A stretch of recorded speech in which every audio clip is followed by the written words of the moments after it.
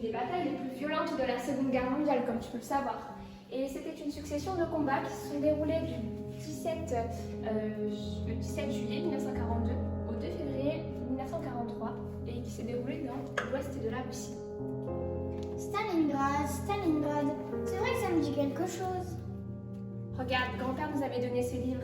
C'est un témoignage d'un ami russe qui s'appelait Mikhail Nekrasov. Oh oui, une histoire. 28 1942. On vient d'arriver à Stalingrad, tout droit en enfer. Des centaines de bombardiers allemands transforment la ville en un cauchemar ardent. Tout ce qui peut brûler brûle, même la Volga, du pétrole en flammes se déversant dans le fleuve depuis les réservoirs endommagés. 3 septembre 1942, sous les bombardements et les tirs d'artillerie, nous traversons vers la rive ouest de la Volga. Il est difficile de voir ce qui se passe de l'autre côté. Seuls se dessinent les lignes des bâtiments, détruits en fragments de briques, de rondins de bois. Nous nous établissons dans ces ruines, ici, presque sur la berge, se trouve le quartier général de notre 62e armée.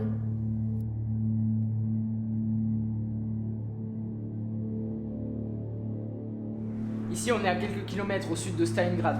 J'ai été informé par mon supérieur que les troupes allemandes devraient arriver vers l'ouest dans quelques heures.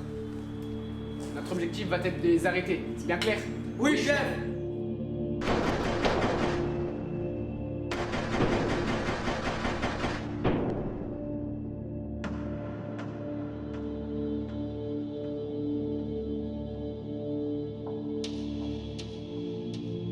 Qu'est-ce que t'écris? Un journal de guerre, pour qu'on se souvienne de toutes ces violences que l'on a subies et de tout le malheur que cette guerre a causé. Chef, les Boches à l'ouest demandent autorisation de tirer. Allez-y, faites comme vous voulez, abattez-les! 12 septembre 1942, l'aviation allemande survole la ville jour et nuit. Il n'y a moyen d'échapper à ce grondement. Un seul désir persiste, s'enfouir profondément dans le sol, le ronger et le creuser avec ses ongles pour se fondre avec lui, pour devenir invisible. 3 et 7 octobre 1942, les combats sont pour chaque immeuble, chaque rue, le jour et la nuit. Il n'y a plus de peur, elle s'est émoussée. Le sentiment d'être proche de la mort est constant. Il y a un sentiment de désespoir et d'indifférence. Parfois, nous voyons nos chars avec des croix allemandes sur les tours.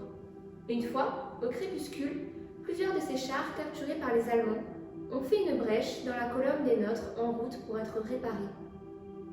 Sur le territoire de l'usine de tracteurs, ils se sont tenus dans les coins et ont ouvert le feu. Ils ont causé beaucoup de dégâts avant d'être détruits. Nos soldats sont des héros, bien sûr, mais les Allemands réalisent aussi parfois des sacrifices fanatiques. Le 11 novembre 1942, l'ennemi a massacré la division voisine et nous a bloqués de 3 côtés sur une petite parcelle de terre. Derrière nous, il y a la Volga. 18 novembre 1942, nous nous accrochons aux dernières forces. Le jour, les Allemands effectuent des assauts et la nuit, ils tentent de percer des tunnels. Nous nous battons à corps. Toutes les caves sont remplies de cadavres. Avec la nourriture que nous avons en poche, on ne peut se mettre sous la dent qu'un biscuit sec par jour. Les bateaux essaient de livrer des fournitures et de ramasser les blessés, mais subissent de lourdes pertes. La nuit, nos avions larguent leur cargaison, mais manquent leur cible la plupart du temps. Il n'y a pas assez de munitions. Nous nous battons avec des armées arrachées à l'ennemi. Le 22 novembre 1942, la bonne nouvelle est enfin arrivée. Il s'avère que depuis quelques jours, à la périphérie de la ville, notre compagnie mène l'opération Uranus. Il y a toutes les raisons d'espérer un succès. 29 novembre 1942, nous avons reçu l'ordre d'attaquer. La division va maintenant libérer le territoire de l'usine et se déplacer vers le centre de Stalingrad. Bon, alors comment tu t'es retrouvé ici, toi? J'étais fermier dans la grande banlieue de Berlin. On m'a dit t'es allemand, tu t'engages. Donc je suis là. Ok. Et toi? Bah moi, mon frère il est mort à l'Est avec les soviétiques et donc je me suis engagé directement après sa mort. Et voilà, ils m'ont donné un fusil sniper comme tu peux voir. T'es tireur d'élite du coup? Ouais, je suis tireur d'élite. Ouais, il est tard, je pense qu'on ferait mieux de s'installer par ici. Ouais, je pense. Il commence à faire nuit en plus. Et tireur d'élite, t'arrives à tirer à combien? Une fois j'ai touché un... Allez-y, faites comme vous voulez, abattez-les! Maison là.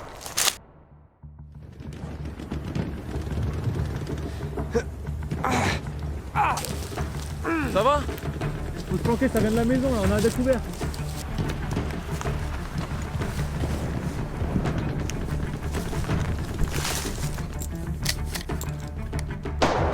Raus, sie sind da genau.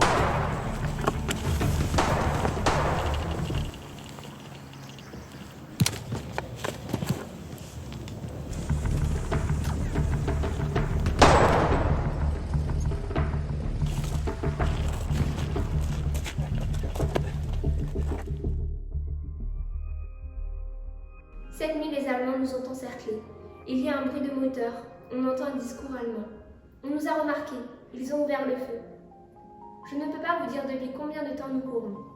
À demi inconscient, on pénètre dans un village. Un homme, portant une veste de camouflage blanche, vient à notre rencontre. Je l'attrape à la poitrine, je le secoue, je lui crie au visage « Qui es-tu » Il a peur, il ne parle pas.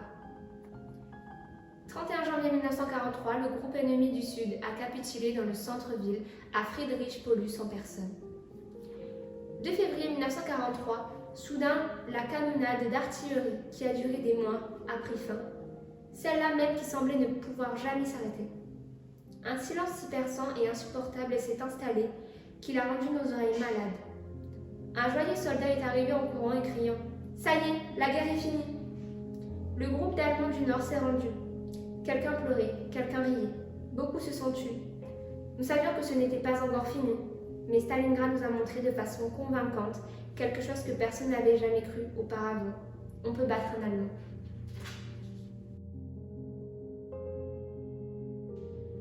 Salut, ça va Thaïs? Oui. Ça va, Priscilla? Ça va. Je sais pas si tu te rappelles de ma petite sœur Thaïs, mais elle est en train d'étudier la bataille de Stalingrad et la Seconde Guerre mondiale à l'école, et du coup elle aurait plusieurs questions à poser parce qu'elle est très curieuse. Bon, mais vas-y Thaïs. J'aimerais tout savoir. Quelles sont les raisons pour lesquelles les Allemands et les Russes se sont battus à Stalingrad? Combien de temps a duré cette bataille? Alors, la bataille de Stalingrad, elle a commencé en juillet 1942 et elle s'est terminée au début du mois de février en 1943. Le contexte qui a entraîné cette bataille est assez complexe, mais pour te faire simple, voilà ce qui s'est passé. Le 22 juin 1942, l'Allemagne elle est dirigée par Adolf Hitler et ils rompt le pacte germano-soviétique. C'est un pacte dans lequel l'URSS et l'Allemagne décident de ne pas se battre. Ensuite, Hitler il voit qu'en URSS, particulièrement dans la ville de Stalingrad, il y a beaucoup d'industries qui construisent des chars d'assaut ou beaucoup d'armes. Et en plus, il y a un accès facile au pétrole. Et il veut utiliser toutes ces ressources dans son propre intérêt. Donc, pour cela, Hitler il décide en juin 1942 d'attaquer Stalingrad pour récupérer toute la ville. Sauf qu'il n'y arrive pas, puisque les soviétiques les bloquent à l'entrée. Et donc, l'Allemagne n'arrive pas à prendre Stalingrad. Donc voilà pourquoi les Allemands ont essayé de prendre la ville. Ah, je comprends bien, mais pourquoi cette guerre est considérée comme mémorable pendant la Seconde Guerre mondiale? C'est une très bonne question. Pour te répondre, on peut considérer que la bataille de Stalingrad, lors de la Seconde Guerre mondiale, est considérée comme mémorable, parce que cette bataille est l'un des éléments clés de la Seconde Guerre mondiale. La défaite de l'armée allemande à Stalingrad, elle a boosté le moral des soviétiques pour continuer la Seconde Guerre mondiale, sauf que du côté de l'Allemagne nazie, cela a eu des conséquences négatives sur le moral des soldats, mais aussi des civils.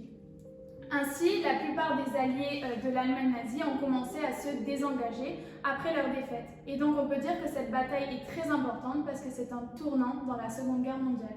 Ah ouais, mais je comprends pas trop. Et les soldats, est-ce qu'ils ont tous survécu? Et la ville, elle a dû être détruite? Non, cette bataille est l'une des plus sanglantes de l'histoire. Tu sais, lors de cette bataille, il y a eu environ 80% de la ville qui a été détruite. Tu peux t'imaginer la violence des combats. Ensuite, il y a eu également beaucoup de morts lors de cette bataille. Du côté des Allemands, il y a eu 450 000 morts et 95 000 prisonniers, dont seulement 5 000 survivront au Goulag, qui sont des camps de travail forcés. Ensuite, du côté des Soviétiques, il y a eu 90 000 morts et 600 000 blessés. Comme tu peux t'en rendre compte, avec tous ces chiffres, il y a eu plus de dégâts humains chez les Soviétiques qui ont gagné la bataille que chez les Allemands. Mais ça, c'est dû aux ordres stricts qui ont été donnés par Staline. La victoire ne s'est pas jouée à grand chose, mais Qu'est-ce que ça aurait fait si les Allemands avaient gagné la guerre? Si les Allemands avaient gagné cette bataille, peut-être que l'Allemagne aurait gagné la Seconde Guerre mondiale. Mais tout ce que je te dis n'est pas sûr, cela est seulement une hypothèse. Tu as d'autres questions? Non, maintenant je connais toute la bataille de Stalingrad. C'est vraiment passionnant. Merci. Je suis contente d'avoir pu t'aider. Si tu as d'autres questions, n'hésite pas à revenir.